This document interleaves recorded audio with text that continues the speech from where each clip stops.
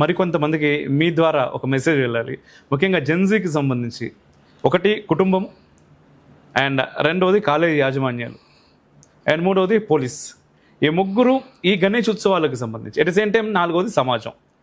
ఈ నలుగురు ఈ గణేష్ ఉత్సవాలకు సంబంధించి ఎటువంటి వాళ్ళకి ఇవ్వాల్సి ఉంటుంది? కుటుంబం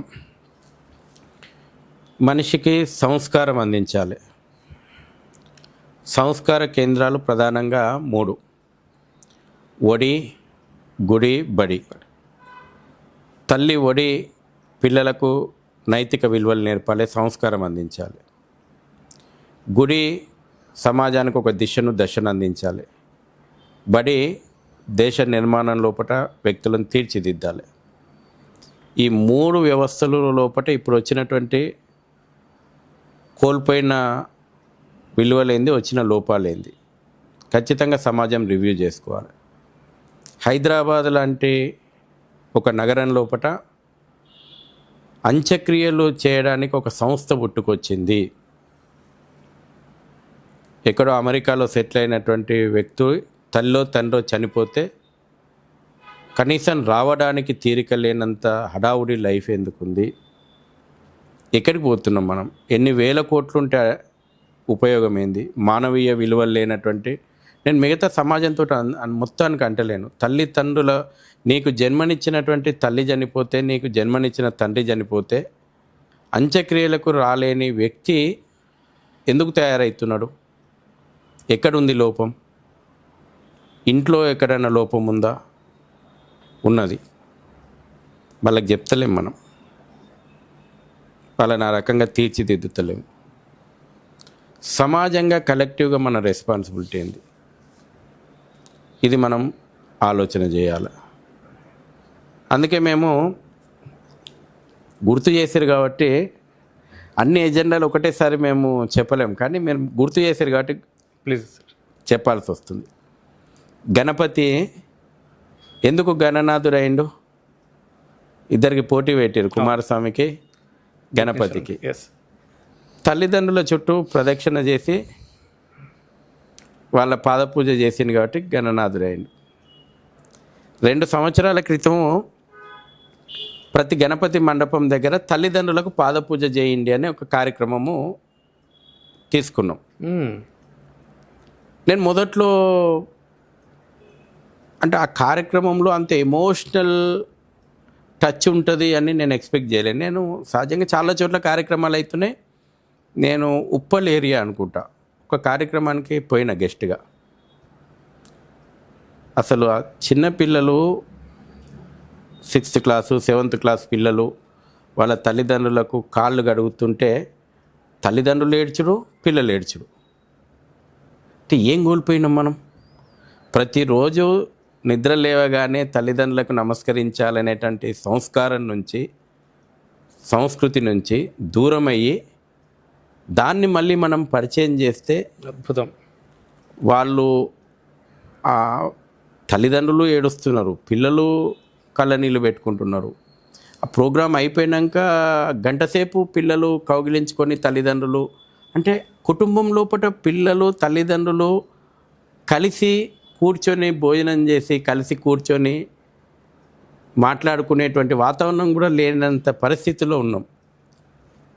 దాన్ని అసలు ఆ సంవత్సరం నుంచి చాలా చోట్ల తల్లిదండ్రుల పాద పూజలు అనేటువంటిది రెగ్యులర్ యాక్టివిటీ అయిపోయింది అది. అందుకే ఈ సంవత్సరం కూడా చాలా చోట్ల ఆ కార్యక్రమాలు జరుగుతాయి. చెప్పాలి పిల్లలకు. నేను ఇంతకుముందు అన్నా కదా, సాఫ్ట్వేర్ వేయాలి, హార్డ్వేర్ లోపల అసలు తల్లియా నువ్వు నీ కొడుకుకో నీ కూతురుకో నువ్వు తల్లివా లేకపోతే పని మనిషివా? ఇది ప్రతి తల్లిదండ్రి వాళ్ళే ఆలోచన చేయాలి. మీరు తల్లిదండ్రులకు ఏం చెప్తారు అన్నారు కదా, నువ్వు వాళ్ళకి కావాల్సినవి కొనిస్తున్నావు, ఫీజులు కడుతున్నావు, బండి కావాలంటే బండి కొనిస్తున్నావు, ల్యాప్టాప్ కావాలంటే ల్యాప్టాప్ కొనిస్తున్నావు. ఇది తండ్రి పోషిస్తున్నాడు. పొద్దున లేవగానే టిఫిన్ చేయిస్తున్నావు, లంచ్కి బాక్స్ కట్టిస్తున్నావు, రాత్రి కాగానే డిన్నర్ చేయిస్తున్నావు, వాళ్ళకి వచ్చే వరకు బట్టలు ఉతికి పెడుతున్నావు, ఐరన్ చేయించి పెడుతున్నావు. ఇది తల్లి చేస్తుంది. అంటే మీరు పని మనుషులుగా పని చేస్తున్నారా, తల్లిదండ్రులుగా బాధ్యతలు నిర్వహిస్తున్నారా? తల్లిదండ్రులుగా బాధ్యతలు నిర్వహించాలనే మేము చెప్తున్నాం. అప్పుడే దేశ నిర్మాణం అంటే కొత్తగా ఆ కనబడుతున్న బిల్డింగులు, లేకపోతే ఫ్లైఓవర్లు, మెట్రో రైలు ఎక్స్టెన్షను, మెట్రో రైలు, అందమైన ఎయిర్పోర్ట్లు, ఇది భౌతికంగా దేశ నిర్మాణం. అంతే. కానీ సామాజికంగా దేశ నిర్మాణం అంటే ప్రతి ఇల్లు భాగం కావాలా. దీనికి వచ్చి నరేంద్ర మోడీ ఏం చేయలేడు, అంతే వాస్తవం. దీనికి వచ్చి రాష్ట్రపతి ఏం చేయలేడు. ఈ దేశ నిర్మాణాన్ని చేయాల్సింది తల్లిదండ్రులు. కాబట్టి అదే తల్లిదండ్రులకు చెప్తున్నాం. గణపతి ఉత్సవాల కేంద్రంగా కూడా మేము ఆ సంస్కృతి, అందుకే మా నినాదం, మా లోగోలో స్వదేశం, స్వధర్మం, స్వసంస్కృతి పరిరక్షణ అనేటువంటి ఒక మహాయజ్ఞం అంటున్నాం. ఇంకా మాకు ఒక నెట్వర్క్ బలంగా తయారైతే రాబోయే రోజుల్లో చాలా ఉన్నాయి చేసేటివి. ఒక పక్కన మన ఇల్లు మనం గడుక్కోవాలి, పండుగకు తయారు కావాలంటే ఇల్లు గడుక్కోవాలి, ఇల్లు తుడుచుకోవాలి, ఇల్లుకు తోరణం పెట్టుకోవాలా, గడపకు పసుపు రాసుకోవాలా, ఇంట్లో పాలు వేడి చేస్తానికి పాలు వేయాలి, అందులో స్వీట్ వేయాలి, పండుగ తయారీ ఇవన్నీ చేసుకుంటూనే పండుగ తయారీ మీద ఎవడన్నా దాడి చేయాల్సి ఉంటే వాడిని రోకల్ బండ పట్టుకొని తరమాలే. ఇవన్నీ పండుగలో భాగమే. అంతే బరాబర్. అంటే ఇవన్నీ పనులు ఉన్నాయి, ఇంట్లో చేసే పనులు ఉన్నాయి, బయట సమాజంలో చేసేటువంటి పనులు ఉన్నాయి. గురువులుగా కాలేజీలు ఏం చేయాలని అన్నారు. చెప్పండి, మీరు పాఠాలు చెప్పండి. వానికి ఏందండి నువ్వు కల్చరల్ టెర్రరిజము. ఇవాళ విద్యా సంస్థలను సగం భ్రష్టు పట్టిస్తూ ఉన్నాయి. వాడు 10th క్లాస్ అని సినిమా తీసే, టీచర్కు స్టూడెంట్కు లవ్ అఫేర్ పెట్టే, వాని పైత్యమంతా తీసుకొచ్చి సమాజం మీద రుద్దితే ఇవాళ పిల్లల మీద దాని ప్రభావం ఎట్లా పడుతుంది? ఈ రోజున మీరు స్కూల్ డ్రెస్ దగ్గర నుంచి, నేను చెప్తా ఉన్నా, స్కూల్ డ్రెస్ దగ్గర నుంచి మళ్ళీ మేము ఇట్లా మాట్లాడితే మేము మతోన్మాదులమవుతాం కొన్నిసార్లు. లేకపోతే డ్రెస్ ఎట్లా వేసుకోవాలో కూడా వీళ్ళే చెప్తారా? ఇక్కడ నేను ఇవాళ భాగ్యనగరం లోపల, ఇదే మనం మాట్లాడుకుంటున్నటువంటి భాగ్యనగరం లోపల 23,000 మంది అమ్మాయిల మిస్సింగ్ ఎందుకు ట్రేస్ అవుతలేవు? కారణాలు ఏంది? పోలీసు వాళ్ళ మీద బదనాం వేసేసి ఊరుకుందామా? ఎక్కడ తప్పు జరుగుతుంది? కల్చరల్ టెర్రరిజం ఎక్కడ ఉన్నది చూద్దామా? ఇవాళ ఫిలిం ఇండస్ట్రీ నుంచి ఏ రకమైనటువంటి కల్చర్ను తీసుకొచ్చి రుద్దుతున్నారు, 3D కల్చర్ను రుద్దుతున్నారు. ఇవాళ హైటెక్ సిటీ, ఒకప్పుడు ఐటీ హబ్బు, నేను గర్వంగా చెప్పుకుంటాం. ఇవాళ తెలుగు రాష్ట్రాలు అని అంటే, తెలుగు పిల్లలు అని అంటే ఐటీలో జెమ్స్ ఉంటుండే. ఐటీ హబ్బుని ఇవాళ పబ్ కల్చర్ తోటి నింపేసిండ్రు, డ్రగ్ కల్చర్ తోటి నింపేసిండ్రు, డ్యాన్స్ కల్చర్ తోటి నింపేసిండ్రు. దీని వెనకాల కుట్రేంది? ఎందుకు ట్రేస్ అవుతలేవు? ఎందుకు అటకెక్కినాయి ఆ కేసులన్నీ? గతంలో దొరికినాయి కదా, సినిమా హీరోల దగ్గర, సెలబ్రిటీల దగ్గర డ్రగ్స్ దొరికినాయి కదా, కొకైన్ దొరికింది కదా. ఎందుకు ఆ కేసులు ముందడుగేస్తలేవు? ఎవరి భవిష్యత్తుతో ఆటలు ఆడుకుంటున్నారు? పిల్లలకు ఆ ఏజ్ గ్రూప్ లోపల రకరకాలైనటువంటి అడిక్షన్ వైపు తీసుకుపోతున్నాయి కదా వ్యవస్థలన్నీ. స్కూల్ కూడా ఒకప్పుడు టీచర్ అంటే భయం ఉండేదండి. నేను హోంవర్క్ చేసుకోకపోతే, లేకపోతే ఈ ఫార్ములా కరెక్ట్గా నేను అప్లై చేయకపోతే భయము, భక్తి ఉండేది. ఇది అవసరం. మీ తల్లిదండ్రులకు కూడా స్కూల్ టీచర్లు ఇవాళ చూస్తుంటాం. ఓసారి ఒక టీచర్ పిల్లగాడిని కొట్టిండనగానే తెల్లారా స్కూల్ మీద పోయి దాడి. తప్పులేదు.